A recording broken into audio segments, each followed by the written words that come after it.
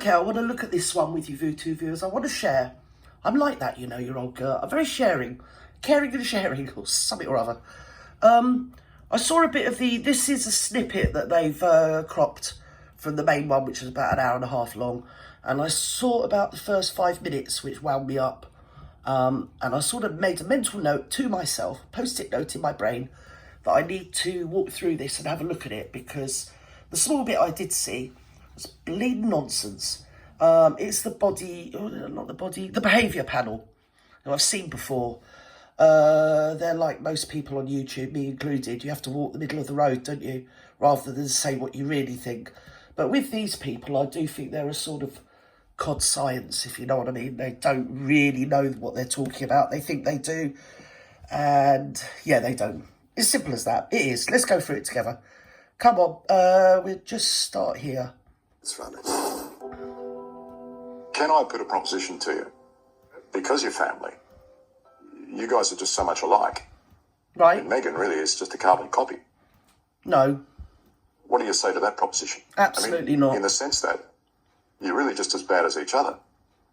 Well, I sort of know you sort of back. I mean, she has made money out of selling her story. No, thanks. You have made money sometimes out of selling your story. No, it doesn't work like that. No. I'm not having that. Come on, let's go. Go on, darling. He's got those 4,000-year-old vampire overlord eyes. What? No, not at all. Be quiet. What Mr. Markle is saying, that she has a lot more power than him. And he has very little recourse to anything that's thrown his way. Likewise, the brother and sister sat either side of him. That's what I think. She had the very, very powerful machine behind her of the royal family. And even to an extent, the globalists, really, because I think that's who she's playing to for some odd reason. Well, she is odd. So, yeah, I think that's what he's alluding to. And obviously, the Sky bloke, is it? No, the Australian interviewer. Is he from Sky News? Don't care, don't know. Yeah, he's playing a bit nasty, isn't he? He's not taking into consideration the poor man's health. He's not taking into consideration the fact that the sister, Samantha, has been in a wheelchair most of her adult bleeding life, suffering from multiple sclerosis. She's a chronically disabled lady. There's no recourse to that. She's not, the Marklet isn't playing on a fair and even field. And that's the point that I'm taking. He's a very ill man, and the sister is as well. So what I'm saying is they're easy pickings for somebody like the Marklet with all the power in the world and clout to be able to get her story out there. And they don't have any recourse to put their side of the... Basically, they just have to take it, don't they? Because it's the Marklet. Right, let's go. Come on. Yeah, all jet black. Snake oil salesman, the load of you. Go on. Yeah. Right. Jason, what do you got? I like how when the interviewer suggests they're maybe a carbon copy, the dad and the brother both nod their heads. The sister, on the other hand, remains indignant. Well, don't blame her. All of them emerge from this, though, in some self-soothing behavior. Yeah. And a way to put that into a little capsule so you can see it easier in your own life is that any repetitive behavior is self-soothing. Right. Again, we're bringing up Joe Navarro here. Oh, listen, you don't need to be a bleed behaviour, whatever it is you call yourself, okay? Just bring up a load of kids. We know what you mean.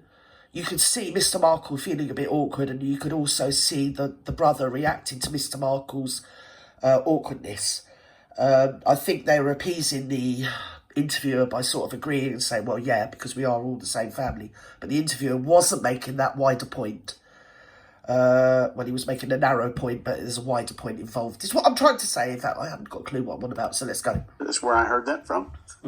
And you can see it when the main topic is presented here by the interviewer. They all had a little stress response to this question. Well, I don't blame them. The question itself is stressful on its own. I don't blame them, because they aren't all of the same as her. They're very, like, family-orientated people.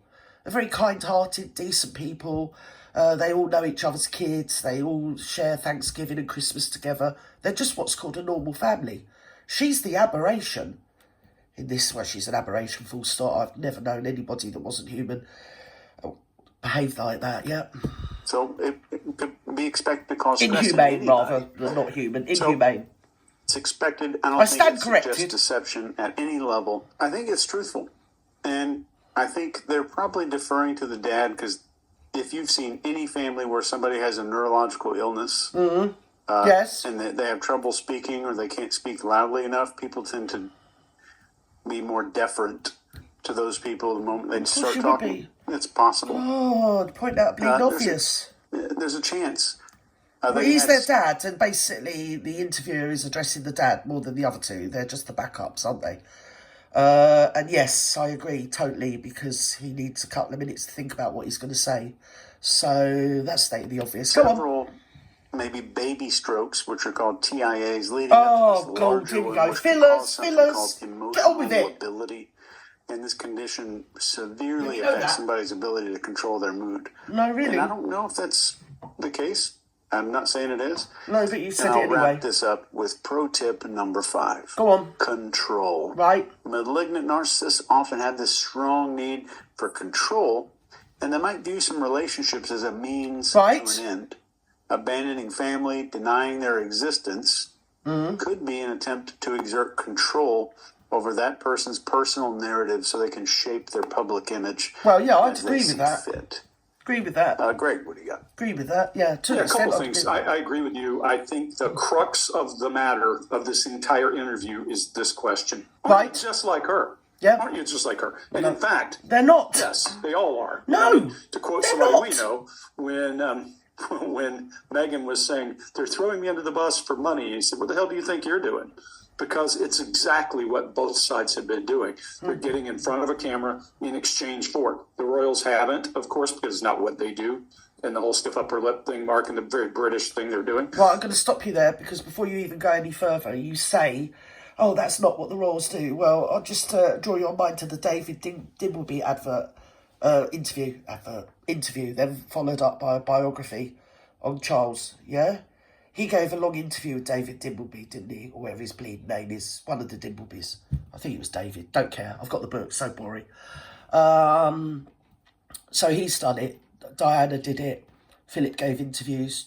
Charles gave more than a few interviews. Andrew's done interviews famously. The Queen's done interviews, but not like that. She usually does sort of puff pieces, didn't she, when she was alive? So it isn't so unknown. People tend to think that it is, but it actually isn't. If you look back in history, get on YouTube even, you can see they all done interviews, one point or another, to get their stories out there. That's what PR people do. And running a royal family, you know, you can have a big, I think it's called the comms department, short for communications, which encompasses PR, public relations, or like I prefer to call it propaganda. But go on then, let's go. But it's very American playing out, and Harry's becoming American very quickly. Too bad Jerry Springer just died. He could have maybe had him on. That would have been a great opportunity to see how this thing played out. I don't know what you're But on about. Watch the I don't- father and what the you on son's about? adapters. Here's one of those things. Right. Human beings are wired, and if you think that we are born clean slates, I don't. I think we have a lot of genetic wiring that causes Oh, us to thanks behave for the that. same way as our parents. I move like my father, for example. Yeah. It's not just because my father was there. It's because I'm wired physically the same way. Watch the father and the God, this is for junior school children. Can you not keep stating the obvious and get to the bleeding meat? Thank you. You've already gone about the gristle. adapters. When they both get uncomfortable and they're adapting. Just in that right- bullshit. You're just talking rubbish. He's thrown that at them, and then they're dictating or giving their insight into their body language. I mean, basically, the guy is taking the mickey. Yeah? The Markles, the Markles never had the platform or the clout. I've just said that. I'm not going to repeat myself. Go on. right leg. They were Both have their forced left hand on the inside into of the their public thigh. domain. Here, when the father's trying to think of what to say, you hear him stammering. Well, Because he's had a bleeding stroke. I'm back. That's not related to the stroke. I think it's just him stammering and saying the d. And he's trying to get an No, because if you see him before he had the stroke, he didn't stammer about anything. So shush. Going on about stuff you don't know about. Be analogy quiet. about her having a bigger ball than he does. Yeah. And reported She my has. spade to a ball. I'll leave that for whatever it's worth. And then Yeah. the daughter and the father both turtle when they're challenged. Right. Both shrink down when he challenges them and said, aren't you both alike? No, Sam doesn't shrink down. That's what she's mainly like. Because guess what? She's got multiple sclerosis, you moron. Stop. And when they're called out on this family drama, here's the difference. Go on. Called out on family drama. Yes. And you know you have the upper hand. You don't typically say, they did it too. You typically just say, I didn't do it. Right. They don't ever say that. I've got you a see clue. her open her mouth in disbelief, the daughter. I don't blame her. In disbelief would probably... Mine's open in disbelief. I can't believe that you're actually making a mountain out of nothing, really. Assess her to some aggression. But when I think about people who... Stop. When you say you did this wrong and they point out that somebody else did it, it's kind of like me looking at Chase and saying, hey, you got something in your teeth. And you say, so does she. What? Not related. If you don't have stuff in your teeth, you don't have stuff in your teeth. If you do, you don't point to the other person and say, so do they. Mark, what do you got? Yeah, I love that. What the hell is he bleeding going on about? I've got no idea what he's on about. I don't know what to talk about. Oh, well, it's creating content for food too, but I get to review it.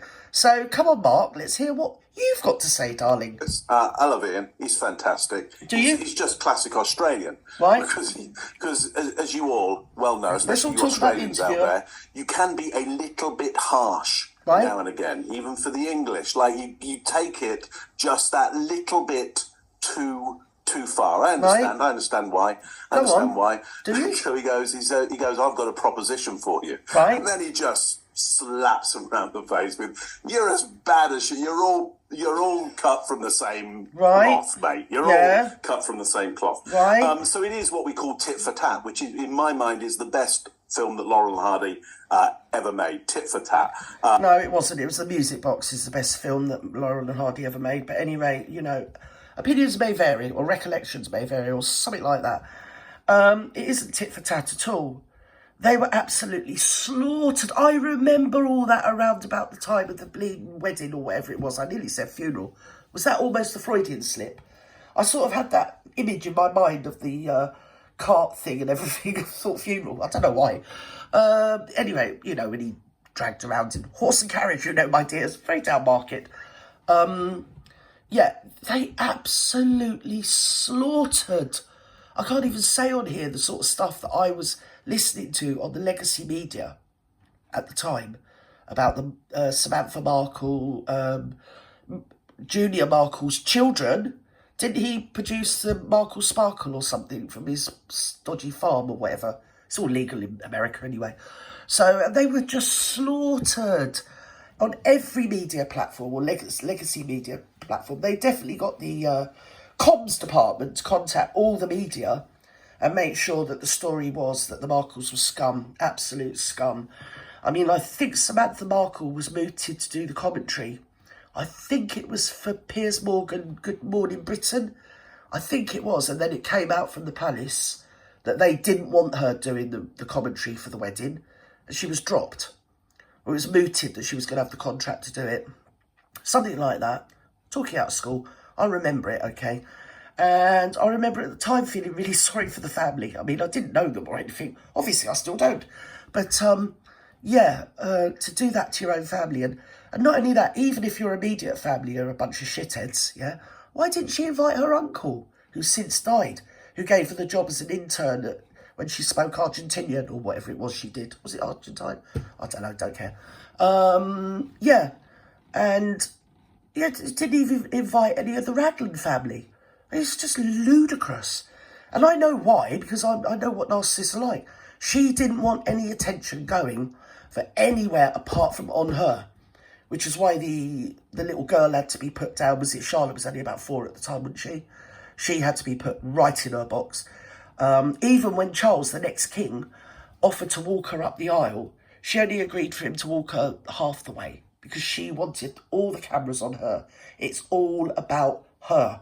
It was her moment in the sunshine, for which it was her emerging from a cocoon, really, that moment, wasn't it?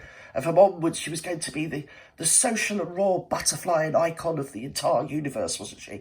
And all the contracts and deals were going to come rolling in just on that one moment. Sorry, I've just moved you. Just on that one moment of her walking down the aisle at St George's Chapel in Windsor with the royal family and all the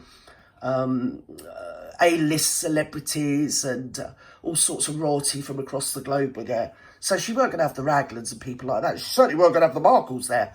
It was all a very cunning and sly enterprise that she actually, launched herself on as soon as she decided, as soon as she got Barry to agree to marry her, that was it.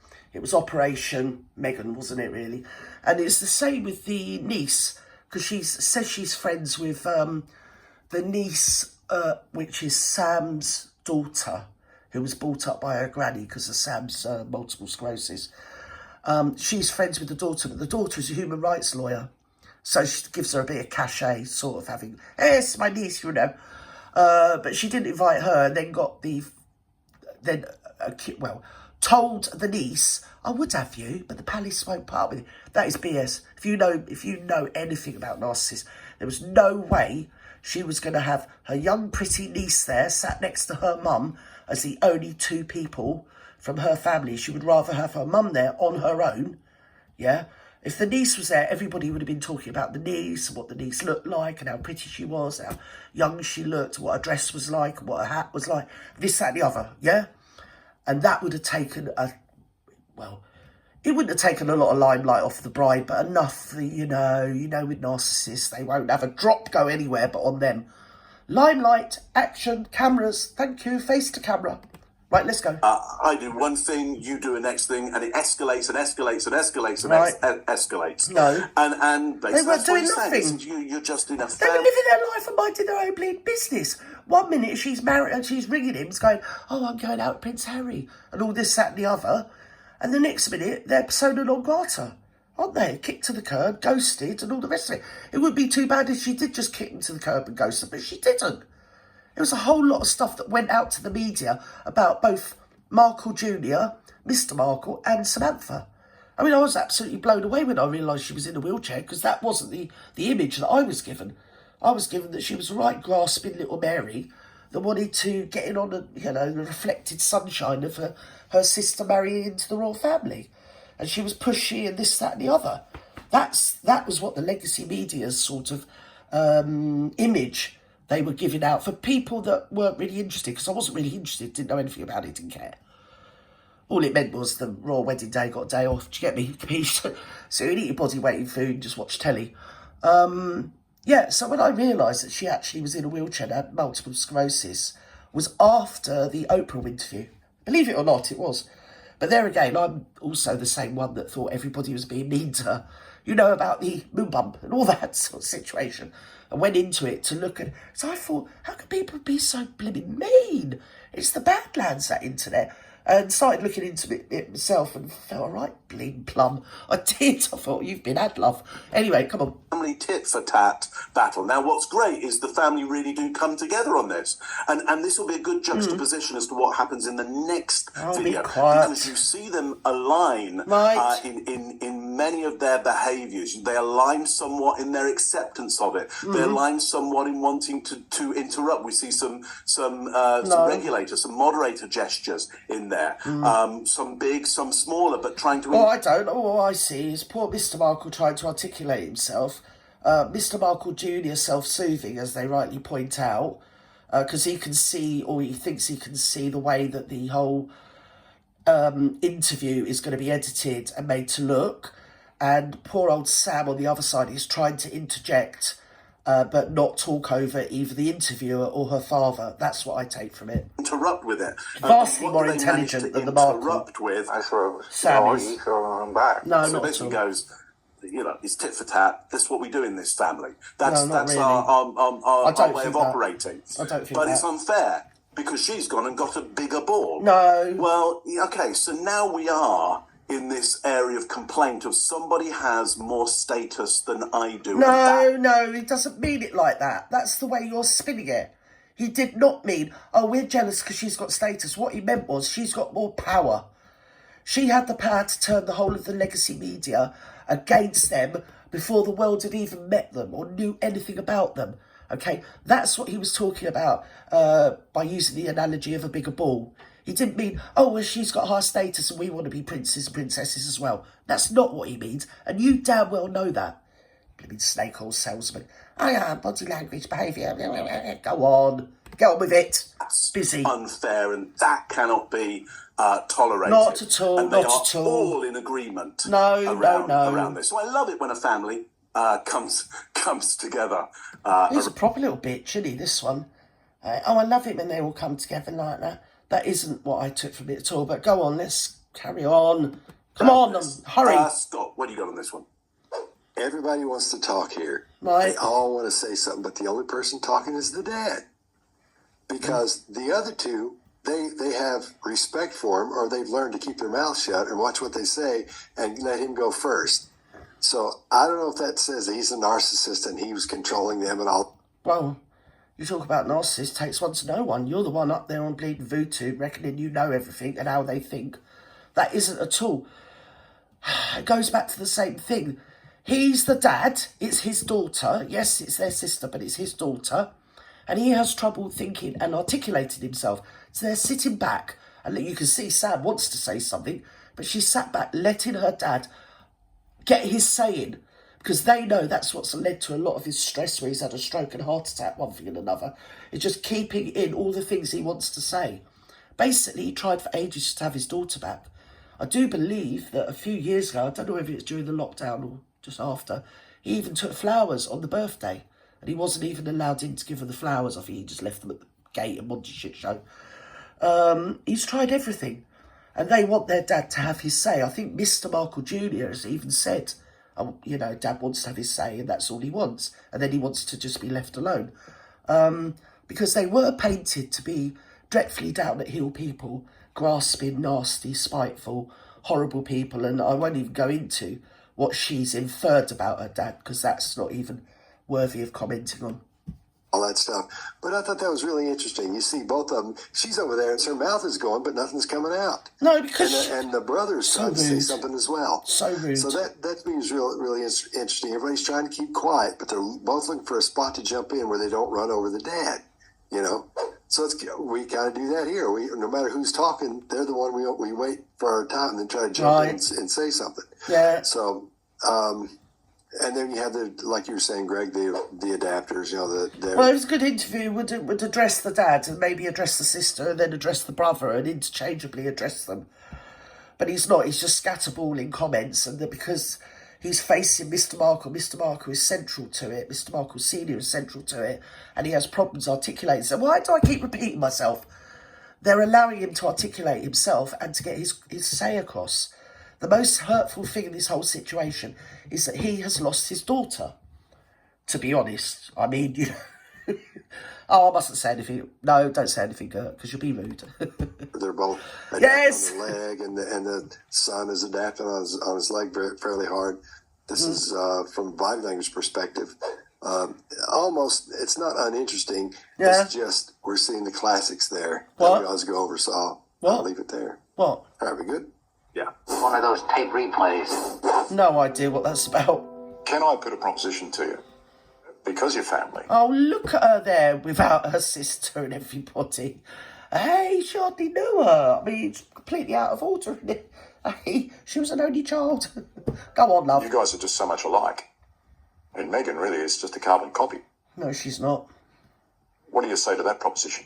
I mean, in the sense that you're really just as bad as each other. Well, I sort of... Have we done this? Why are we doing this I again? mean, she has made money Well, out of selling... Yeah, we've done that. Shut up. Don't share it here. That's right. I agree. I'm with you, Let's Mark. go back to the private So letter. let's go from there. To the Daily Mail. Now, I understand. There's... Right. If I could take a guess at this... We're going back. Be it quiet. would be... little part of it. The other things in a letter are so hateful and so cold that I wouldn't put it out. And that's more protecting her than myself. All right, Mark, what do you got? Right, if I take that, he's saying about him publishing the letter, but he didn't publish the letter, but I'm going to let them weave their own bleeding web. Come on. Okay, so here's the juxtaposition here. He is really quite animated about this situation, and now Right. the kids around the outside have really stilled themselves down a little bit. I think there is a possibility, because we don't have the alignment of the movement anymore, is that they don't quite agree with something that he's saying here or something that he's done. If I could put my finger, if I could take a guess at this, Right.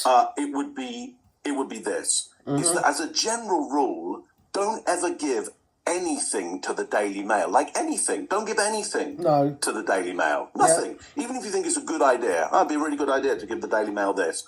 Probably don't do it, because it probably isn't going to work out. From what I could gather, I don't think he actually contacted the Daily Mail, did he?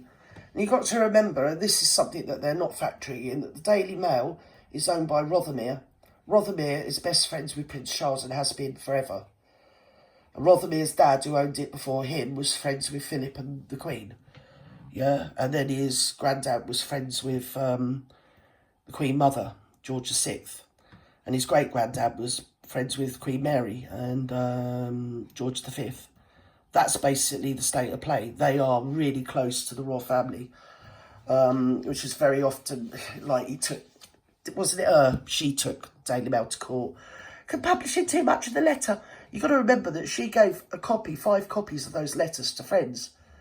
And she wrote it, as we've seen the emails, with a view to at some point it being published. So what's all this hooey about? I think he was approached by the Daily Mail and he gave some of the letter. And he'd also had Carl Larson and Backgrid on his back, and then he'd had all the photographs, and basically he was like a lamb to slaughter. Poor old Mr. Markle, wasn't he? Anyway, go on, keep flapping your gums. Well, if you give something to the Daily Mail, you know, Right. nothing against the Daily Mail, Right. other than I don't think you should give stuff to the Daily Mail. It's Right. never going to work out very well for you. He gave a private Which letter. is what she factored in. She factored that in. We've seen the emails. What's your name? Mark Bleedon Bowden. We've seen the emails. So unless you want to present something where you actually know the facts, obviously patently you don't, or you don't want to know. Yes, it was a private letter, but it wasn't so private that she didn't have 5 other copies that she sent to 5 other friends. And also kept a copy for herself, sent him a copy, and was more than obvious in the emails that we've all seen from the court case that she expected it to be published. Because if her dad, after being approached by the Mail, didn't give it to the Mail, then it would somehow get to the Mail by way of her friends. So there you go. And it wasn't all of it, it was a part of it.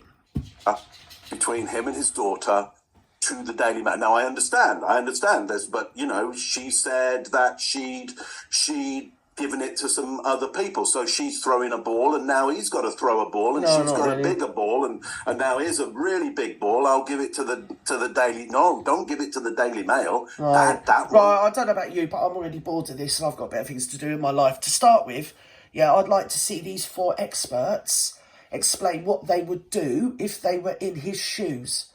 Because it's one thing, as I keep saying, to ghost your family. It's another one to throw them under the bus, yeah? But to do what they did do, which to have all the power and the clout of the royal family behind them, and politicians, everyone jumped into line behind the royal family. And they were painted like trailer trash. Do you know what I mean? The sort of people that just lived in caravans somewhere in America, never did a job or work in their life, just sat around like stoners or something. That's the way they were painted. It was much later that I found out that actually, no, it's not like that at all, you know? And thank God for social media, where you can get on there and you can get facts, no matter how much the legacy media try and oh, well, it's social media. No, very often the legacy media do misrepresent situations and people, and they had no recourse as well, because they could slander them as much as they want in Britain, couldn't they? What, a couple of American working class were probably middle class, you know, people against the might of the royal family and the whole of the British establishment as well, who were in charge of everything, you know what I mean? At that time, they were all falling into line. That's why Piers Morgan got the sack for saying he didn't agree with her and this, that and the other. Do you remember after the Oprah interview? And they could even manage to have him sacked, you know? And he was one of the ones that was always moaning about her, wasn't he? So anyway, I think we'll leave it there. I've had enough. It's boring. They're just snake oil salesmen, a load of them. Don't know what they're on about. And they shouldn't really be so harsh to an elderly guy that's not long for this world. And also Sam, who's, you know, a disabled person. They should give us some bleeding leeway. To be honest, the Markles should be bleeding ashamed of themselves. Where I come from, you look after your family, especially if they're in wheelchairs or they've had strokes. But hey-ho, whatever, there you go. Bye-bye now.